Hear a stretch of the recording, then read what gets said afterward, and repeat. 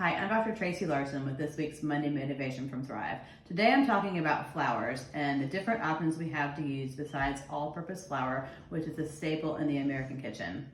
Flour is made when the wheat grain is ground up very finely and the three parts of the grain are actually separated out. In particular, for all-purpose flour, the only part that is used is the endosperm, which is purely starch. The two other best parts of the grain for us are removed, which is the bran that contains the fiber and the germ, which has a nutrient value with minerals, vitamins, and healthy fats. So all-purpose flour is basically works like sugar in our body. It's a fine starch and it's very rapidly absorbed. So it can increase risk of things like type 2 diabetes, high cholesterol, and even heart disease. So I'd like you to consider using other options or at least combining it. One option would be just to go to the whole wheat flour, which is in the bowl here on your left.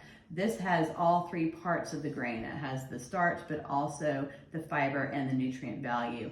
It's darker, it looks healthier for you. Just so think about brown rice versus white rice or whole wheat bread versus white bread. It's the same thing. But if you want to branch out a little bit more, look at some of the non-gluten or non-wheat containing flours. One option here is coconut flour. Coconut flour has a lot of fiber, a lot of protein. 2 tablespoons of this has 8 grams of fiber, which is 1/3 of the daily recommended intake. Almond flour also is a great option. It's made from ground almonds, so it also has high fiber, protein, and healthy fat content. Those two add a great flavor to what you're making with the coconut and almond flavors and a good texture.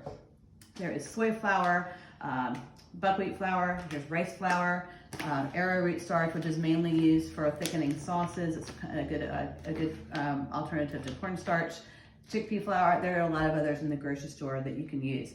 I would recommend getting one of these to start off. Maybe start with the whole wheat flour first. Coconut and almond add a good flavor, so those are good to start with.